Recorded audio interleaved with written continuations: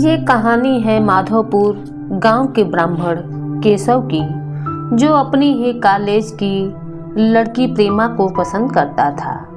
दोनों एक ही कॉलेज के और एक ही क्लास के विद्यार्थी थे। केशव नए विचारों का युवक था, जात पात के बंधनों का विरोधी था। प्रेमा पुराने जमाने की संस्कारों की कायल थी, पुरानी मर्यादाओं और प्रथाओं में पूरा विश्वास रखती थी। लेकिन फिर भी दोनों में गाढ़ा प्रेम था और यह बात सारे कॉलेज में मशहूर थी। केशव ब्राह्मण होकर भी वैश्य कन्या प्रेमा से विवाह करके अपना जीवन सार्थक करना चाहता था। उसे अपने माता पिता की परवाह न थी, कुल मर्यादा का भी विचार उसे स्वांग सा लगता था। उसके लिए सत्य कोई वस्तु थी तो प्रेम थी, किंतु इसके विपरीत प्रेमा के लिए माता पिता और कुल परिवारों के आदेश के विरुद्ध एक कदम बढ़ाना भी असंभव था। संध्या का समय था। दोनों विक्टोरिया पार्क के एक निर्जल स्थान में आमने सामने हरियाली पर टहल रहे थे। सैर करने वाले एक एक करके विदा हो गए, किंतु ये दोनों अभी तक वहां पड़े ही थे। केशव ने प्रेमा से झुंझलाकर कहा, इसका अर्थ यह है कि तुम मेरी परवाह नहीं करती। प्रेमा ने उसको शांत करने की चेष्टा करते हुए कहा, तुम मेरे साथ अन्याय कर रहे हो केशव, लेकिन मैं इस विषय को माता पिता के सामने कैसे छेड़ूं, यह मेरी समझ में नहीं आता। वे लोग पुरानी रूढ़ियों के भक्त हैं। मेरी तरफ से कोई ऐसी बात सुनकर मन में जो शंकाएं होंगी, उनकी तुम कल्पना नहीं कर सकते। केशव ने उग्र भाव से पूछा, तो तुम भी उन्हीं पुरानी रूढ़ियों की गुलाम हो? प्रेमा ने अपनी बड़ी बड़ी आंखों में मृदु स्नेह भरकर कहा, नहीं, मैं उनकी गुलाम नहीं हूँ, लेकिन माता पिता की इच्छा मेरे लिए और सब चीजों से अधिक मान्य है। इसका मतलब हमारा व्यक्तित्व तुम्हारे लिए कुछ भी नहीं है, ऐसा ही समझ लो। मैं तो समझता था कि ये ढकोसलेबाजी मूर्खों के लिए ही है, लेकिन अब मालूम हुआ कि तुम जैसी विदुषियां भी इनकी पूजा करती हैं। जब मैं तुम्हारे लिए संसार को छोड़ने को तैयार हूँ, तो तुमसे भी यही आशा करता हूँ। प्रेमा ने मन में सोचा, मेरा अपने शरीर पर अधिकार है। जिन माता पिता ने अपने रक्त से मेरी सृष्टि की है और अपने स्नेह से मुझे पाला है, उनकी मर्जी के खिलाफ कोई काम करने का उसे कोई हक नहीं है। उसने दीनता के साथ केशव से कहा, क्या प्रेम स्त्री और पुरुष के रूप में ही रह सकता है? मैत्री के रूप में नहीं रह सकता। मैं तो आत्मा का बंधन प्रेम को समझती हूँ। केशव ने कठोर भाव से कहा, इन दार्शनिक विचारों से तुम मुझे पागल कर दोगी प्रेमा। बस इतना ही समझ लो, मैं निराश होकर जिंदा नहीं रह सकता। मैं प्रत्यक्षवादी हूँ। यह कहकर उसने प्रेमा का हाथ पकड़ लिया। प्रेमा ने झटके से हाथ छुड़ा लिया और बोली, नहीं केशव, मैं कह चुकी हूँ कि मैं स्वतंत्र नहीं हूँ। तुम मुझसे वह चीजें न मांगो जिस पर मेरा कोई अधिकार नहीं हो। केशव को अगर प्रेमा ने कठोर शब्द कहे होते तो भी उसे इतना दुख न हुआ होता। एक क्षण तक वह मन मारे बैठा रहा, फिर उठकर निराश भाव से स्वर में बोला, जैसी तुम्हारी इच्छा। आहिस्ता आहिस्ता कदम उठाता हुआ वह वहां से चला गया। प्रेमा अब भी वहीं बैठी आंसू बहाती रही। रात को भोजन करके प्रेमा जब अपनी माँ के साथ बिस्तर पर लेट गई तो उसकी आंखों में नींद न थी।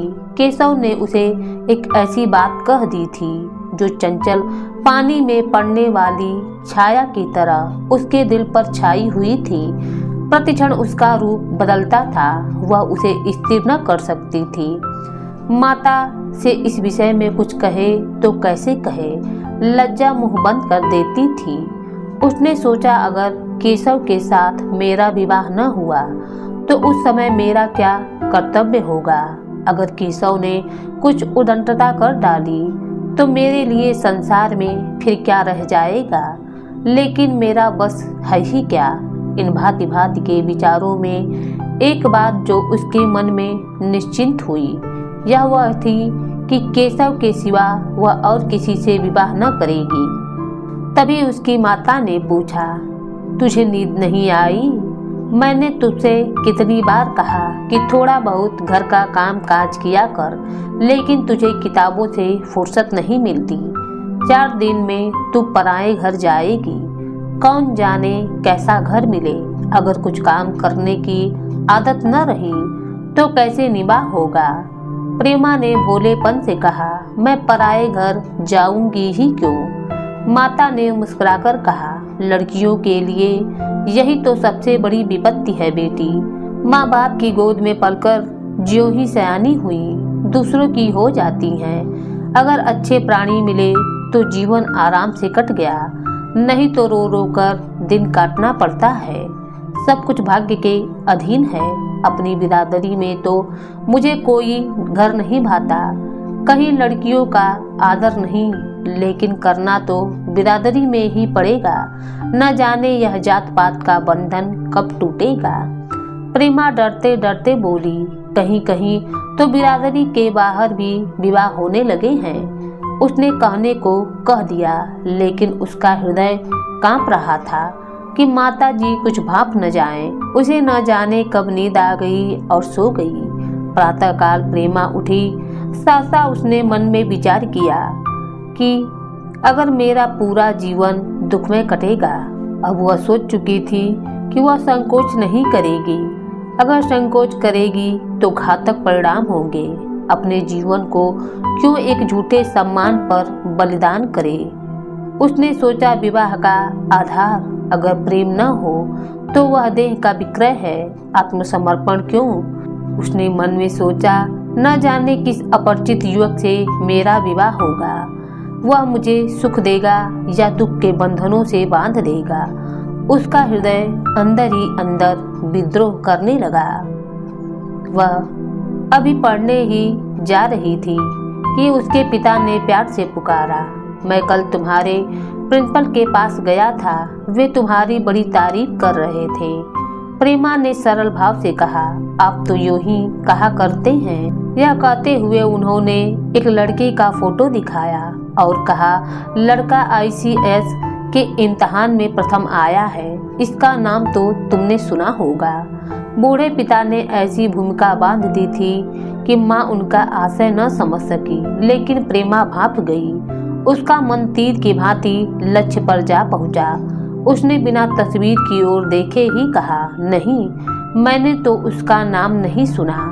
पिता ने बनावटी आश्चर्य से कहा, क्या तुमने उसका नाम नहीं सुना? आज के दैनिक पत्र में उसका चित्र और वृत्तांत छपा हुआ है। प्रेमा ने रुखाई से जवाब दिया, होगा छपा, मगर मैं तो उस परीक्षा का कोई महत्व नहीं समझती। मैं तो समझती हूँ जो लोग इस परीक्षा में बैठते हैं वे पल्ले सिर के स्वार्थी होते हैं। आखिर उनका उद्देश्य इसके सिवा और क्या होता है कि अपने गरीब निर्धन दलित भाइयों पर शासन करें और खूब धन संचय करें। यह तो जीवन का कोई ऊंचा उद्देश्य नहीं है। इस आपत्ति में जलन थी, अन्याय था, निर्दयता थी। पिताजी ने समझा था प्रेमा यह बखान सुनकर लट्टू हो जाएगी। यह जवाब सुनकर तीखे स्वर में बोले, तू तो ऐसी बातें कर रही है जैसे तेरे लिए धन और अधिकार का कोई मूल नहीं है। प्रेमा ने ढिठाई से कहा, हाँ, मैं तो इसका मूल्य नहीं समझती। मैं तो आदमी में त्याग देखती हूँ। मैं ऐसे युवक को जानती हूँ जिन्हें यह पद जबरदस्ती भी दिया जाए तो स्वीकार नहीं करेंगे। पिता ने उपहास के ढंग से कहा, यह तो आज मैंने नई बात सुनी। मैं तो देखता हूँ कि छोटी छोटी नौकरियों के लिए लोग मारे मारे फिरते हैं। मैं जरा उस लड़के की सूरत देखना चाहता हूँ जिसमें इतना त्याग हो। मैं तो उसकी पूजा करूँगा। शायद किसी दूसरे अवसर पर ये शब्द सुनकर प्रेमा लज्जा से सिर झुका लेती, पर इस समय उसकी दशा उस सिपाही की भांति थी जिसके पीछे गहरी खाई हो। आगे बढ़ने के सिवा उसके लिए और कोई मार्ग न था। अपने आवेश को संयम से दबाती हुई आंखों में विद्रोह भरे वह अपने कमरे में गई और केशव के कई चित्रों में से एक चित्र चुनकर लाई जो उसकी निगाह में सबसे खराब था और पिता के सामने रख दिया। बूढ़े पिताजी ने चित्र को उपेक्षा के भाव से देखा, लेकिन पहली दृष्टि में ही उन्होंने आकर्षित कर लिया। ऊंचा कद था और दुर्बल होने पर भी उसका गठन अच्छा था। उन्होंने उस चित्र की ओर देखते हुए पूछा, यह किसका चित्र है? प्रेमा ने संकोच से सिर झुकाकर कहा, यह मेरे ही क्लास में पढ़ते हैं, अपनी ही बिरादरी का है। प्रेमा ने दबी हुई आवाज में कहा, जी नहीं, यह ब्राह्मण है। और यह कहने के साथ ही शुद्ध होकर कमरे से निकल गई। लाला जी को क्रोध आया, लेकिन प्रेमा को रोते देखकर वो नम हो गए। इस युवक के प्रति प्रेमा के मन में क्या भाव थे। वे समझ गए कि प्रेमा केशव से प्रेम करती है और विवाह की इच्छा रखती है।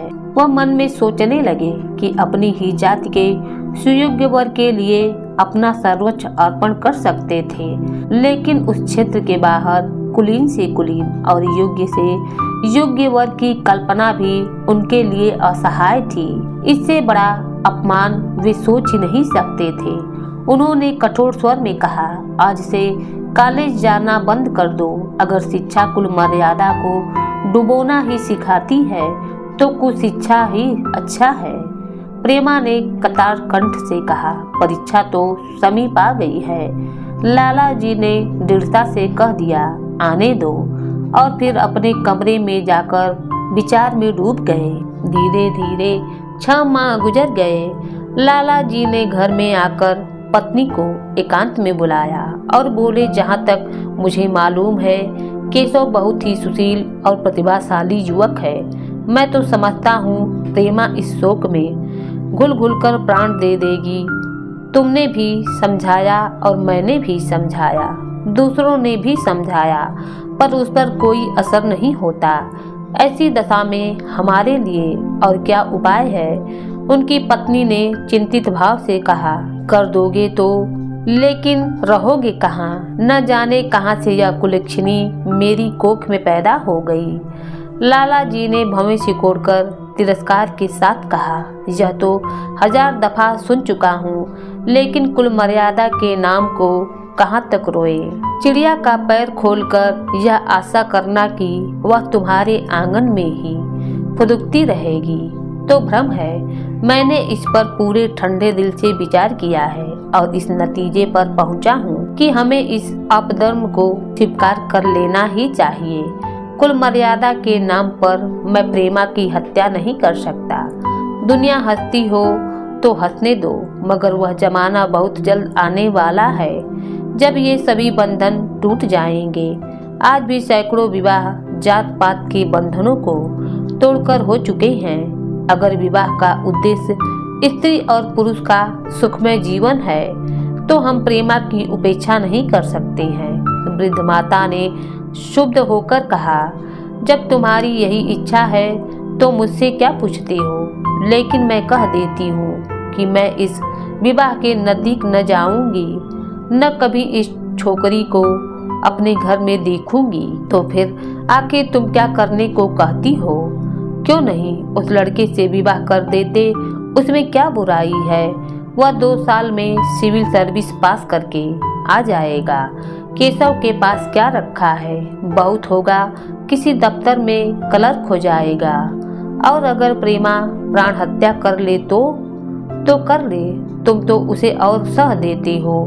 जब उसे हमारी परवाह नहीं है तो हम उसके लिए अपने नाम को क्यों कलंकित करें?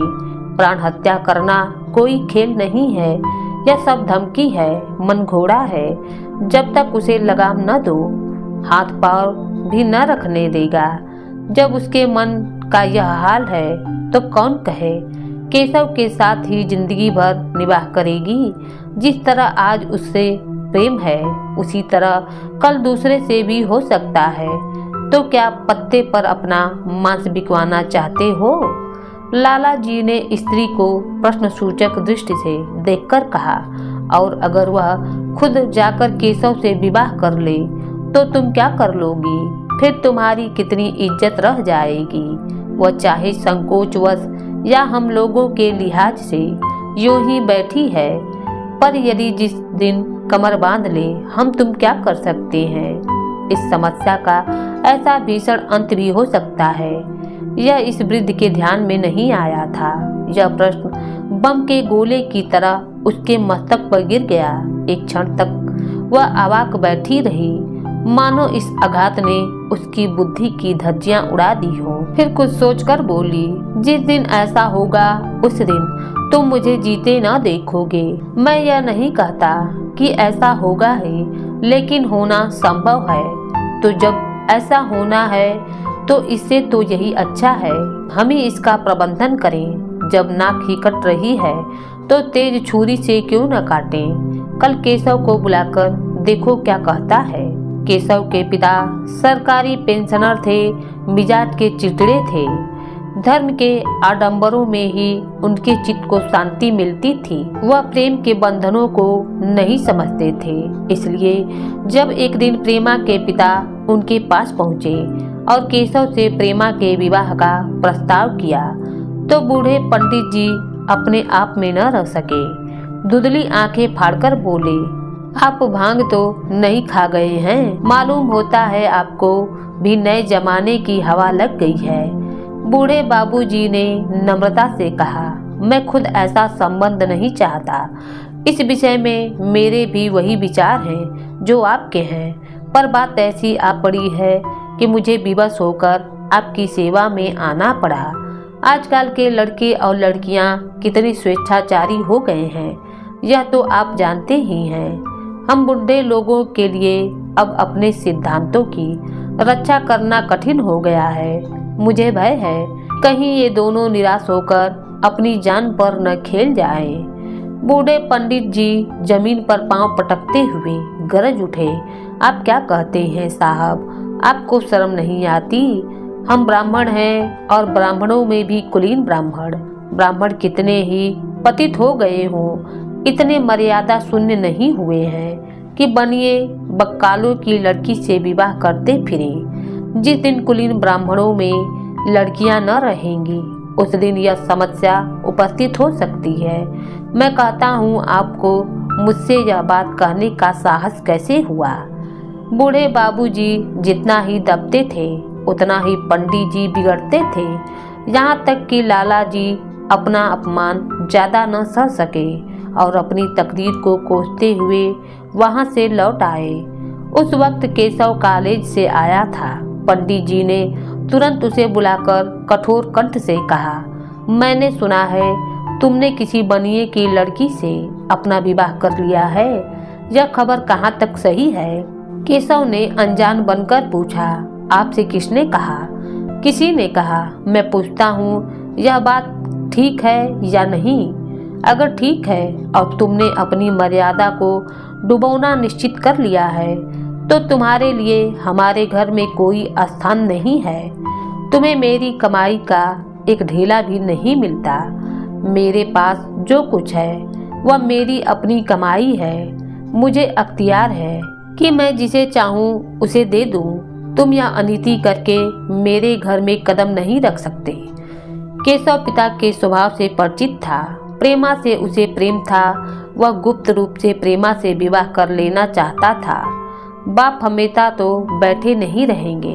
माता के स्नेह पर उसे अधिक विश्वास था, लेकिन जैसे कोई कायर सिपाही बंदूक के सामने जाकर हिम्मत खो बैठता है और कदम पीछे हटा लेता है, वही दशा केशव की हुई। वह साधारण युवक की तरह सिद्धांतों के लिए जबान से कर सकता था, मगर सामने डटकर मुकाबला करना उसके बस की बात न थी। वह अगर अपनी जीत पर अड़ा और पिता ने भी अपनी टेक रखी तो उसका कहाँ ठिकाना लगेगा। उसका जीवन ही नष्ट हो जाएगा। ऐसा सोचते हुए उसने दबी जबान से कहा, जिसने आपसे कहा है बिल्कुल झूठ कहा है। पंडित जी ने तीव्र नेत्रों से देखकर कहा, तो यह खबर बिल्कुल गलत है? जी हाँ, बिल्कुल गलत। तो तुम आज ही इसी वक्त उस बनिए को खत लिख दो और याद रखो कि अगर इस तरह की चर्चाएं फिर कभी हुई तो तुम्हारा सबसे बड़ा शत्रु मैं होऊंगा। बस जाओ। केशव और कुछ न कह सका। वहां से चला तो ऐसा मालूम हुआ कि पैरों में दम नहीं है। दूसरे दिन प्रेमा ने केशव के नाम यह पत्र लिखा। प्रिय केशव, तुम्हारे पूज्य पिताजी ने लाला जी के साथ जो अनिष्ट और अपमानजनक व्यवहार किया है उसका हाल सुनकर मेरे मन में बड़ी शंका उत्पन्न हो रही है। शायद उन्होंने तुम्हें भी डांट फटकार यह बात बताई होगी। ऐसी दशा में मैं तुम्हारा निश्चिंत उत्तर सुनने के लिए विह्वल हूँ। तुम्हारे साथ हर तरह का कष्ट झेलने को तैयार हूँ। मुझे तुम्हारे पिताजी की संपत्ति का मोह नहीं है। मैं तो केवल तुम्हारा प्रेम चाहती हूँ और उसी में प्रसन्न हूँ। आज शाम को यहीं आकर भोजन करो। दादा और माँ दोनों तुमसे मिलने के लिए बहुत इच्छुक हैं। मैं यह स्वप्न देखने में मगन हूँ जब हम दोनों उस सूत्र बंधन में बंधेंगे जो टूटेगा नहीं, जो बड़ी से बड़ी आपत्ति में भी अटूट रहेगा। तुम्हारी प्रेमा। संध्या हो गई थी और इस पत्र का कोई जवाब नहीं आया। उसकी माता बार बार पूछती थी, केशव आए नहीं? बुढ़े लाला भी द्वार की ओर आंखें लगाए बैठे थे। यहाँ तक कि रात के 9 बज गए पर न तो केशव ही आया न उसका पत्र आया। प्रेमा के मन में भांति भांति के संकल्प विकल उठ रहे थे। उन्हें पत्र लिखने का अवकाश न मिला होगा या आ जाने की फुर्सत न मिली होगी। कल अवश्य आ जाएंगे। रात के 9 बज गए पर केशव का पता नहीं चला। प्रातःकाल केशव का जवाब आया। प्रेमा ने कांपते हुए हाथों से पत्र लेकर पढ़ा। पत्र हाथ से गिर गया। ऐसा जान पड़ा मानो उसके शरीर में रक्त ही नहीं हो। लिखा था, मैं बड़े संकट में हूँ कि तुम्हें क्या जवाब दूँ। मैंने इधर इस समस्या पर खूब ठंडे दिलों से विचार किया है और इस नतीजे पर पहुंचा हूँ कि वर्तमान दशाओं में मेरे लिए पिता की आज्ञा की उपेक्षा करना दुस्सह है। मुझे कायर न समझना। मैं स्वार्थी भी नहीं हूँ, लेकिन मेरे सामने जो बाधाएं हैं उन पर विजय पाने की शक्ति मुझमें नहीं है।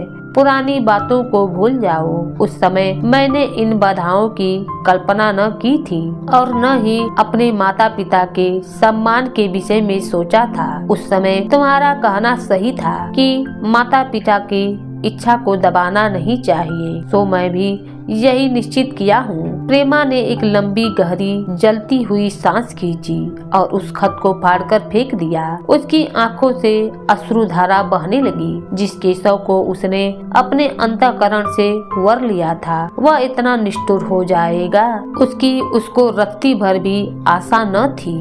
ऐसा मालूम पड़ा मानो अब तक वह कोई सुनहरा स्वप्न देख रही थी, पर आँख खुलने पर वह सब कुछ अदृश्य हो गया हो। जीवन में जब आशा ही लुप्त हो गई तो अब अंधकार के सिवा क्या रहा। तभी माता ने पूछा, क्या केशव का पत्र है? प्रेमा ने भूमि की ओर देखते हुए कहा, हाँ, उनकी तबीयत अच्छी नहीं है, इसके सिवा वह कुछ कह नहीं सकी। केशव की निष्ठुरता और बेवफाई का समाचार कहकर लज्जित होने का साहस उसमें न था। दिन भर वह घर के काम धंधों में लगी रही, मानो उसे कोई चिंता ही नहीं है। रात को उसने सबको भोजन कराया, खुद भी भोजन किया और बड़ी देर तक हारमोनियम पर गाना गाती रही।